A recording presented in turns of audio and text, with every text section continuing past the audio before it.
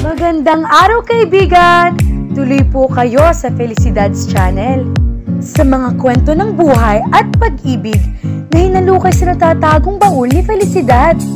Pero bago po tayo magpatuloy, huwag niyo pong kalilimutan na i-like ang video, i-subscribe ang channel, at i-click ang notification bell para lagi kayong updated sa mga parating pa na upload.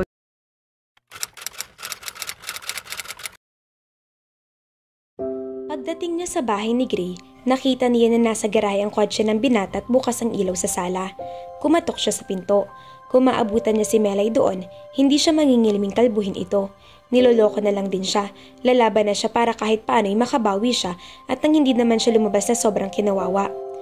Ganoon na lang ang pagkagulat niya nang pagbuksan siya ni Melay na nakahanging blouse lang at short sa super ikli. Naningkit ang kanyang mga mata, kasabay ng pagsulak ng galit sa kanyang dibdib. Pilit siyang nagpakahinahon. Narito ka pala, Melay. Gabi na ah. Ngumiti ito ng pagkatamis-tamis. Hello, Paula. Long time no see ah. Gusto kong makausap si Gray.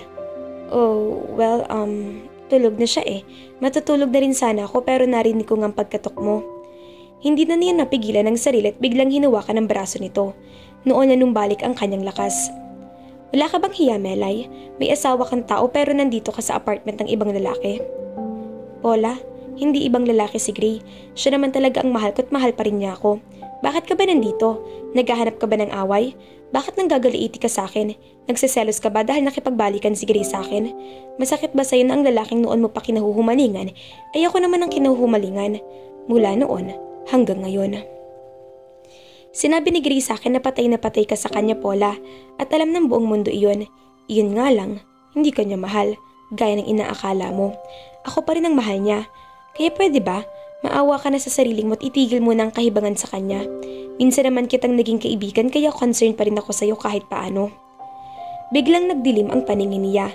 Kung makakalusot siya sa kaso kay Keisha, pues sa murder kay Melay ay sisiguruhin niyang guilty talaga siya. Handa na siyang mabulok sa bilangguan.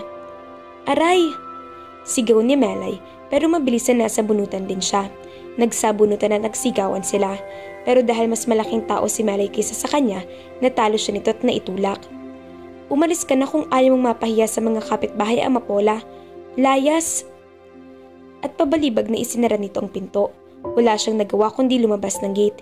Iyak pa rin siya ng iyak, ni hindi man lang nagising si Gray sa kaguluhan nila o hinayaan lang sila nito, knowing na dehado siya kay Melay.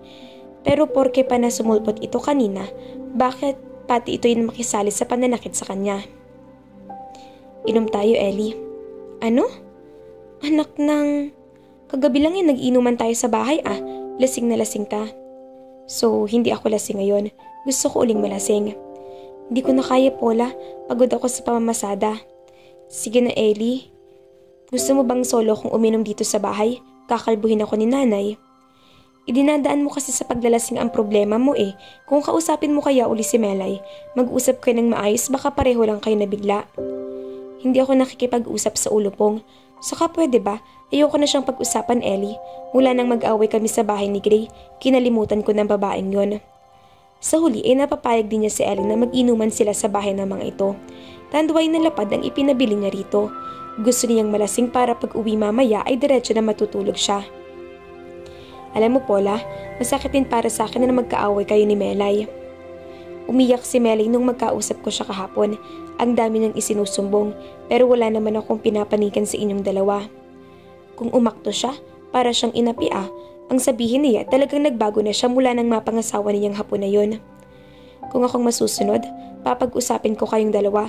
Magre-referee ako sa pag-itan ninyo para hindi na kayo magkasakitan uli. Muli niyang sinalina ng alak ang baso, saka inisang tunggayon. Huy, dahan-dahan naman. Hindi iced tea yan, Paula. Gusto ko ng malasing. Bakit dadahan-dahanin ko pa? Nakaliblik na sa bansa si Gray mula sa Malaysia. Masaya siya sa naging resulta ng lakad niya. Nahuli na ng Interpol si Jason, patong-patong na kasong kinakaharap nito ngayon, kabilang na ang murder sa kanyang ama. Dapat ay diretso siya ng uwi sa Cavite para ihatid ang good news sa kanyang tiyahin pero nasasabik na siyang makita si Paula, kaya mula sa airport ay dumiretso siya sa Sampaloc. Ganoon na lang ang kabiglaanan niya nang madatnan doon si Melay. Hindi niya napigilan ng inas ng komprontahin ito. paano ka nakapasok dito sa bahay ko? May susi ako, 'di ba? Nagpa-duplicate ako nun. Hindi mo matatandaan? Alam ko, pero alam mong hindi mo na dapat ginagamit ang susing yun. Iba na ang noon sa ngayon, Melay. Galit ka pa rin sa akin hanggang ngayon? Hindi ako nagalit. Nabwisit, oo. Believe it or not. Anyway, pagod ako. Umuwi ka na, 10:00 na ng gabi. Talaga bang si Paula na ang mahal mo? Oo. Bakit? Anong mapapala mo sa kanya, Gray? Balita ako'y kukunin na siya ng tiyahin niya sa Amerika. May kinabukasan bang naghihintay sa inyong dalawa? Kaya mo bang makipagrelasyon sa isang babaeng malayo sa'yo? Problema ko na yun, Melay. Ang mabuti pa'y umuwi ka na. At please, ibigay mo na sa akin ang susi. Mahal mo nga si Paula, pero sa tingin mo ba'y ganyan din ang nararamdaman niya sa'yo? Sa tingin ko hindi. Mukhang sila na ni Ellie. Lagi silang magkasama. Tulad ngayon, nag-text si Ellie sa akin at sinabi niyang kasama niya si Paula. Nagiinuman sila kini Ellie. Basta akin ang susi, Melay. Fine. Dinukot nito ang keychain sa bulsa ng maikling shorts nito at saka inihagis iyon sa kanya. Pagkatapos ay walang paalam na lumabas ng bahay. Nag-shower lang siya at nagpalit ng damit saka dumiretso na kina Paula. Wala rito si Paula at hindi ba't sinabihan na kita na huwag mo na siyang istorbohin, Greco? Gusto ko lang siyang kumustahin, Aling Lina. Okay naman siya. O ayan, narinig mo ng sagot. Ayoko na talagang pumarito kapag Greco. Pakiusap, lubayan mo ng anak ko, pero wisyo lang ang dala mo sa kanya. Tinamaan siya sa sinabi nito. Wala na siyang nagawa kundi magpaalam na. Sa bahay ni Ellie siya dumiretso. Hindi pa siya nakaibis ng kotse na tanaw na niya sina Paul at Ellie sa bakuran ng bahay. Nagiinuman ang mga ito, gaya ng sinabi ni Melay. At batay sa kilos at anyo ni Paul ay lasing na. Napatiimbagang siya at saka nagmamadaling bumaba ng sasakyan. Paula, parehong gulat na napatingin ng mga ito. Ikaw pala, Gray, sabi ni Ellie. Lasing na ang kasama mo, hindi ba't dapat ipinauwi mo na iyan? Kanino ka pa siyang gustong ihatid pero makulit eh. Hoy, pakialamero ka ha, inaabala ka ba namin sa pag-iinuman namin? Sa halip na tumugon ay nilapitan niya ito at hinawakan sa braso. Halika, iuwi na kita. Wala kang karapatan na manduhan ako. Paula, umuwi ka na. Hindi na natin kayang ubusin itong 2 bote. Kailangan ko pang gumising ng maaga bukas. Kung hindi mo kaya, akong uubos niyan. Halika na. Dahil lasing na, wala na itong lakas na manlaban sa kanya. Napagtagumpayan niya itong hilahin patungo sa kotse niya. Pero bago pa niya mabuksan ang pinto niyon ay sumuka na ito. Napailing na lang siya. Nang kumalma ang sikmura nito ay naging sunod-sunuran na ito sa pagiya niya. Nagdesisyon siya na dalhin na lang muna ito sa bahay niya. Lasing ito at ayaw niyang masabon ito ng gusto ng nanay niya. Bakit mo ko dinala rito? Ipagtitimpla kita ng kape para mahulasan ka. Ha? Ikaw ang magkape kung gusto mo. Ano bang naisipan mo at naglasing ka? Hindi ka naman dating ganyan ah. Pake mo. Pake ko? Mahal kita, Paula. May pake ako sa mga pinagagawa mo. Mahal? Mahal mo ako pero mahal mo rin si Melay. Paano si Kisha? Mahal mo rin siguro si Kisha kaya nga mukhang sobrang nagluksa ka nang mawala siya. Sarkastikong sabi nito. At nakipagbalikan ka pa kay Melay ha? Ginagago mo ko talaga ako no? At kailan ka palang nabiyudo? Sa lagay na yan? Diyos ko, lasing ka na talaga. Hindi mo na alam ang mga sinasabi mo. Tinalikuran na niya ito at nagtungo sa kusina para gumawa ng kape. Pagbalik niya sa salay na nanghilik na ito sa sofa. Napailing na lang siya tumalong ko sa harap nito. What am I going to do with you, Ama Paula? Na mga sandaling iyon sa mansyon ng pamilya Zen sa Kota Kinabalu, problemado ang mag-amang si Peter at Kisha habang nasa balkonahe. Billable ba ang kaso ni Tito, Dad? Tanong ni Kisha. May neck brace siya sa leeg mula sa operasyon niya last month. Halos 2 linggo pa rin siyang na-confine sa Prince Court Medical Center sa Kuala Lumpur. Doon siya ipina-ospital ng kanyang ama nang madala siya nito sa Malaysia. Desisyon ng kanyang ama noon na ilabas na siya ng ospital sa Maynila at palabasin na patay na siya. Natakot kasi ito na balikan siya ni Patrick at ng mga tauhan nito kapag nalamang buhay pa siya. Napatiimbagang siya.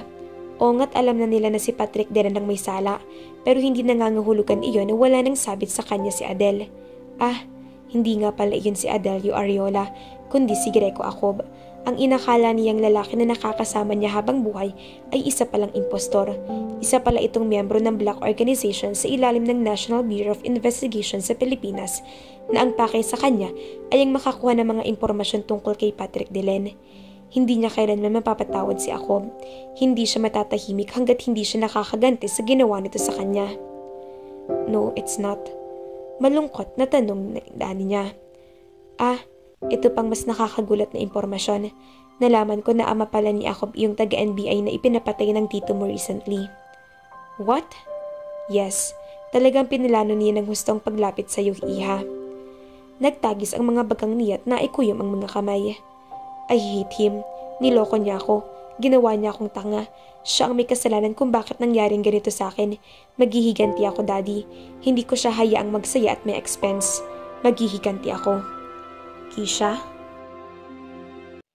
Kailan kaya matatapos ang problema ni na Paul at Gray, mga kafelisidad? Lalo na't buhay pala si Kisha at gusto lamang maghiganti kay Gray. Abangan!